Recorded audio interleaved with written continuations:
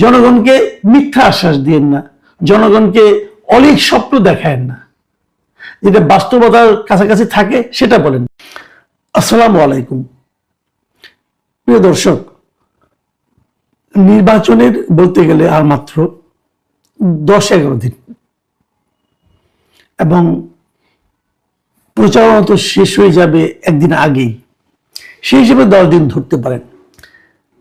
এখন নানা ধরনের প্রতিশ্রুতি আগে চলেছে, যেটা আগে মনে করেন প্রতিপক্ষের ব্যাপারে নানা ধরনের অভিযোগ হয়েছে, প্রতিপক্ষের বিরুদ্ধে নানা ধরনের গালিগালাজও মৃদুভাবে হয়েছে, আমরা দেখেছি, এবং নিজেরা কি কি করতে পারবেন সেটা বলা হয়েছে, বিভিন্ন প্রলোভন দেখানো হয়েছে, অলৌকিক নানা ধরনের প্রলোভন দেখানো হয়েছে, আমরা এগুলো দেখেছি। প্রলোভনগুলি দেখানো হয় মানুষকে আকৃষ্ট করার জন্য, যে আমাকে ভোট দিলে এটা পাবেন ওটা পাবেন, আমি বেহেশতের টিকিট দিয়ে দেব আপনাকে, ইহকাল পরকালের সমাধান হয়ে যাবে সব, এগুলি তো আমরা শুনেছি। আবার এর বিপরীতে আমি বিএনপিরও কিছু প্রতিশ্রুতি দেখেছি। তো বিএনপির প্রতিশ্রুতি খুব বেশি একটা না, কয়েকটা দেখেছি। তারা ফ্যামিলি কার্ড দেবে, তারপরে তারেক রহমান সাহেব শুরুর দিকেই বললেন উনি করাল বস্তিতে বস্তিবাসীদের জন্য ফ্ল্যাট দেবেন, এগুলো প্রতিশ্রুতি হয়েছে। আমি বরাবরই বলেছি যে প্রতিশ্রুতি আপনি যতই দেন সেগুলো বাস্তবায়ন যোগ্য কিনা, মানে একটা সরকার সে সমস্ত প্রতিশ্রুতি বাস্তবায়ন করতে পারবে কিনা, সেটা একটা গুরুত্বপূর্ণ বিষয়। এবং আমাদের দেশের মানুষরা না সেগুলো সহজেই বের করে নিতে পারে যে আদৌ কিনা বাস্তবায়নযোগ্য। বস্তিতে যে ফ্ল্যাট দেওয়া, এটা আমার কাছে বাস্তবায়নযোগ্য মনে হয়েছে। উনি পারতে পারেন, ওই জায়গায় যদি বহুতল ভবন করা হয় সেখানে হয়তো দিতে পারেন। কিন্তু আমার একটু সন্দেহ আছে, সেটা হলো ভবনের বাস্তবায়ন যখন করবে, যখন বহুতল ভবন তৈরি করবে, যখন ফ্ল্যাটগুলি তৈরি করবে, পাবে কারা? দেখা যাবে দলের গুরুত্বপূর্ণ ব্যক্তিদের, যাদের ড্রাইভার অথবা বাসার কাজের লোক, তাদের আত্মীয় স্বজন, হয়তো দেখবে তারাই পাবে, যারা বস্তিতে এতদিন ছিলেন দীর্ঘদিন ধরে, 15 বছর 20 বছর, হয়তো দেখা যাবে তালিকায় তাদের নাম নেই। এরকম হওয়ার সম্ভাবনা আছে, কারণ এর আগেও হয়েছে, আমরা দেখেছি আওয়ামী লীগ আমলে এই ধরনের উদ্যোগ নেওয়া হয়েছিল, ফল এরকমই হয়। যাই হোক, তবুও বাস্তবায়নের জন্য করতে পারেন, এটা অবশ্যই ইতিবাচক দিক। কিন্তু আজকে আমি এই ভূমিকাটা দিলাম এই কারণে যে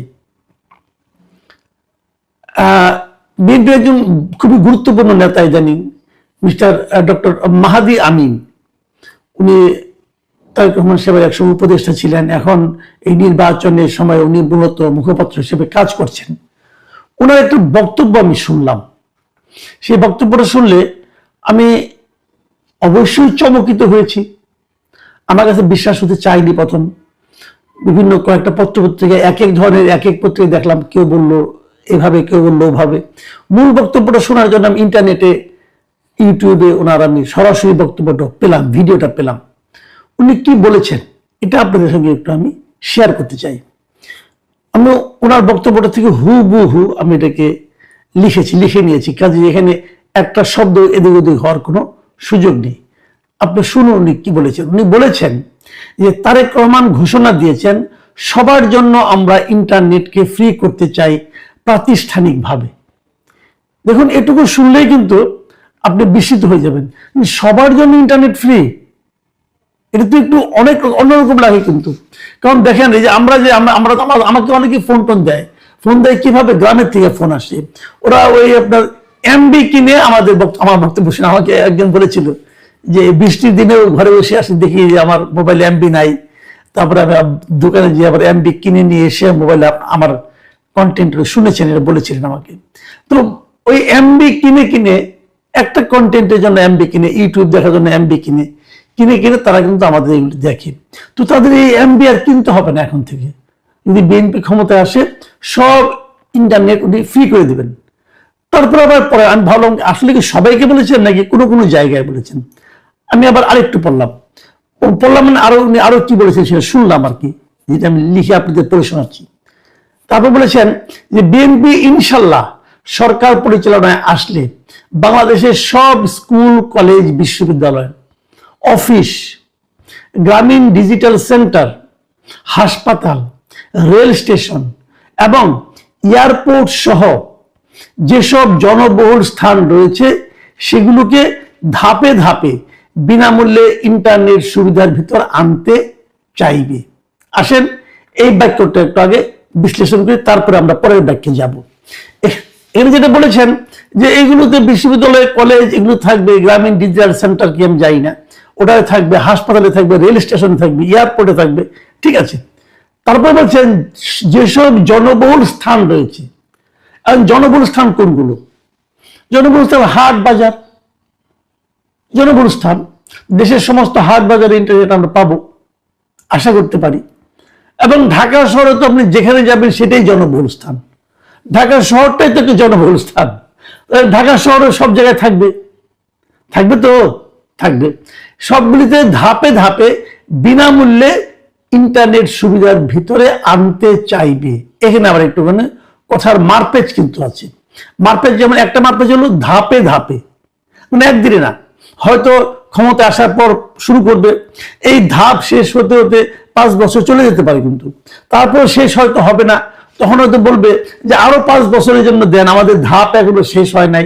ধাপে ধাপে যে পরবর্তী 5 বছর অথবা 15 বছরে হয়তো ধাপে ধাপে শেষ হবে। যাক, একটা মারপেচ এখানে আছে। তারপরে আবার শেষের দিকে দেখেন কি বলেছে, যে ইন্টারনেট সুবিধার ভিতরে আনতে চাইবে, আনতে পারবে বলে নাই, তারা আনতে চাইবে, ইচ্ছা থাকবে, কতদিনে করবে জানি না। ওকে, আসেন তারপরে উনি কি বলেছেন শুনি আমরা একটু। তারপরে বলেছেন যে আমাদের মূল উদ্দেশ্য দেশের মানুষ যেন সহজে তথ্য এবং আধুনিক সেবা পেতে পারে, যারা বিভিন্ন ধরনের কর্মসংস্থানের সঙ্গে জড়িত, নিজেরা উদ্যোক্তা হিসেবে গড়ে উঠেছেন, ওনারা যেন ফ্রি ইন্টারনেটটুকু পেয়ে যার যার অর্থনৈতিক কর্মকাণ্ডকে আরো শানিত করতে পারে। এই জায়গাটা এসে কিন্তু উনি পুরাই আসলে ব্যাপ্তিটা প্রকাশ করেছেন। কি বলেছেন, যে যারা নাকি বিভিন্ন রকম কর্মসংস্থানের সঙ্গে জড়িত, যেমন ধরুন আমি নিজেও কিন্তু একটা কর্মসংস্থানের সঙ্গে জড়িত, যার সঙ্গে ইন্টারনেট জড়িত আছে। এই যে আমি কথাগুলি বলি, এটা কিন্তু ইন্টারনেটের মাধ্যমে আমি আপ করি। হ্যাঁ, আমার একটা ইন্টারনেট দরকার পড়ে, তাহলে আমি যেহেতু আমি তো নিজেই স্বাবলম্বী ভাবে কর্মসংস্থানটা করি আর কি, আমি কোনো চাকরি করি না, সেহেতু এইটা কাজটা করতে গেলেও আমি যে ইন্টারনেটটা আমার লাগবে, এই ক্ষেত্রে সরকার আমাকে বিনামূল্যে দিবে।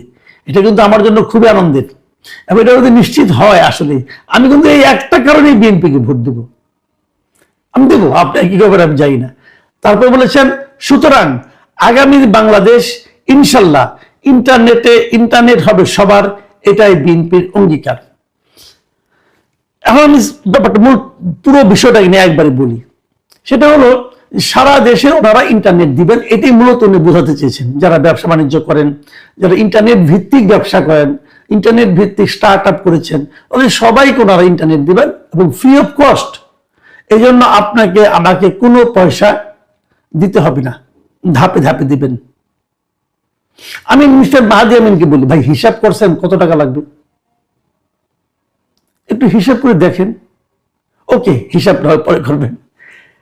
সাফল্যের ইতিহাসটা একটু ঘাটছেন।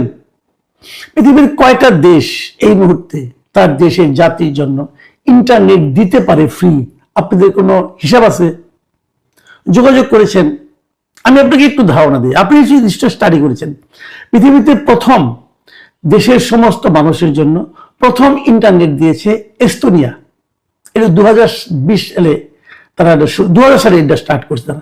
তারা 2000 সালে স্টার্ট করেছে, সারা দেশকে ইন্টারনেটের আওতায় নিয়ে এসেছে এস্তোনিয়া। ছোট্ট একটা দেশ ভাই, পপুলেশন একটা ফ্যাক্টর, আয়তন একটা ফ্যাক্টর। ছোট ছোট জায়গায় তো অনেক জায়গায় এয়ারপোর্টে ইন্টারনেট ফ্রি আছে, ছোট্ট একটা জায়গায় কিন্তু এয়ারপোর্ট। তাও পৃথিবীর সব এয়ারপোর্টে ইন্টারনেট ফ্রি নাই, অনেক ঝামেলা আছে। তো কিভাবে পারবেন? সিঙ্গাপুর ইন্টারনেট ফ্রি আছে। সিঙ্গাপুর অত বড় দেশ, আমাদের মিরপুরের সমান হবে। সিঙ্গাপুর পুরো দেশটা আমাদের মিরপুরের সমান হবে। সিঙ্গাপুর তো আমার ঢাকা শহরের সমান না। সিঙ্গাপুরের পপুলেশন কি আমার ঢাকার সমান হবে বলেন? হবে না তো ভাই। আপনি পুরো দেশে হিসাব করছেন কিছু? আমি আপনাদের একটা ঘটনা বলি। 2019 সালে 2020 সালে যখন আপনার দিল্লিতে বিধানসভা নির্বাচন হয়, তখন ওখানকার খুবই জনপ্রিয় যিনি প্রধানমন্ত্রী ছিলেন আর কি, আম আদমি পার্টির আপনার অরবিন্দ কেজরিওয়াল, উনি কিন্তু বলেছিলেন যে ওনারা ফ্রি ইন্টারনেট দিবেন, ওনাদের দেশকে দিবেন। এবং সেটা দিতে যে ওনারা কি করেছিলেন, ওনারা একটা প্ল্যান করেছে, আমি প্ল্যানটার সম্পর্কে আমি জানি, এই জন্য আমি বলছি। ওনারা একটা প্ল্যান করেছিলেন যে ওনারা পুরো দিল্লিকে কভার করে ওনারা 11,000 হটস্পট করবেন, মানে 11,000 জায়গায় বড় রাউটার বসাবেন আর কি। ওটাকে দিলে পরে 11,000 জায়গা করলে পরে সেটা মোটামুটি পুরো মানে দিল্লি শহরটাকে আপনার ওয়াইফাই আওতার মধ্যে আনা যাবে। এর মধ্যে 4,000 হটস্পট লাগানো হবে বিভিন্ন বাস স্ট্যান্ডে, বিভিন্ন এরকম জনবহুল জায়গায়, আর 7,000 থাকবে দিল্লির বিভিন্ন জায়গায়, মানে একটা স্পেস ধরে ধরে ধরে ধরে, যাতে নাকি পুরো দিল্লিটা কভার হয়। এটা ওনারা করেছিলেন। এবং তারপরে আরো একটা কথা বলেছিলেন, এই যে হটস্পটগুলি থাকবে এখানে প্রতিটা জায়গাতে 15 জিবি করে ডেটা মিলবে। 15 জিবি, খুব বেশি ডেটা না কিন্তু 15 জিবি। তাহলে মানুষ যখন টুকটাক টুকটাক কাজ দিয়ে মনে করেন মেসেজ করা, তারপরে আপনার হোয়াটসঅ্যাপ করা, এগুলো হয়তো টুকটাক তারা করতে পারে, বড় বড় ডাউনলোড হয়তো করা যাবে না। তো এইটা তারা করতে চেয়েছিলেন। ইন্টারেস্টিং হলো কেজরিওয়াল এই কাজটা শেষ করতে পারে নাই পরবর্তী 5 বছরে, জাস্ট পারে নাই। এখন তো কেজরিওয়াল সরকারই নাই, তাহলে ওই কাজ শেষ। কাজে মাহাদি আমিনকে আমি বলছি, ভাই এত সহজ না জিনিসটা করা। হিসাব নিকাশ করেন, আপনার কত টাকা আছে দেখেন, মাঝখান থেকে যে জিনিসটা হবে এই কাজ করতে যে আপনি হয়তো আপনার দলের কিছু লোকের একটা কর্মসংস্থানের ব্যবস্থা করে দিবেন, যে তোমরা হটস্পট লাগাও, আবার হটস্পট কার কাছ থেকে কিনবেন, এগুলি হবে, এগুলি পারবেন না। তারপরে ধরলাম আপনাদের সদিচ্ছা আছে, আপনারা করতেও চান, আপনাদেরকে করতে দেওয়া হবে না। এখন যেটা আছে, এখন যারা ওয়াইফাই এর ব্যবসা করেন, বিভিন্ন রকম বড় বড় ওয়াইফাই কোম্পানি কিন্তু আছেন বাংলাদেশে। আপনি যখন আপনার এই বিকাশে যাবেন, যে দেখবেন যেখানে বিলিং সিস্টেম সেটিংয়ে যাই দেখেন যে ওয়াইফাই বিল দিতে গেলে কতগুলি লিস্ট আসে, কয়েকশো আছে, পুরো ঢাকা শহরে আছে এরা ওয়াইফাই দেয়। এদের সবার ব্যবসা আপনি বন্ধ করে দিবেন, এরা আপনি ব্যবসা করতে দিবে, এরা করতে দিবে আপনাদেরকে দেবেন। এর কাছে অনুরোধ, জনগণকে মিথ্যা আশ্বাস দিয়েন না, জনগণকে অলিক স্বপ্ন দেখায়েন না, যেটা বাস্তবতার কাছাকাছি থাকে সেটা বলেন। পারবেন না সেই প্রতিশ্রুতি দিতে যান কেন? আমি সবাইকে বলবো, বিভিন্ন সরকারের যারা নাকি সরকার আগে আসতে চান তাদেরকে বলবো, ভাই এই বেহেস্তের টিকিটও বিক্রি করেন না, এটা পারবেন না, এটা আপনার দেওয়ার ক্ষমতায় নাই। সরকার সিগনেচার করে দিলে বেহেস্তের দ্বার কি তাকে ঢুকতে দিবে না, এটা যেমন সম্ভব না, এই ওয়াইফাইটা লজিক্যালি সম্ভব। এটা দিতে পারলে দেশের অবস্থা চেঞ্জ হয়ে যাবে, এটা লজিক্যালি সম্ভব, কিন্তু প্র্যাকটিক্যালি আপনি পারবেন না।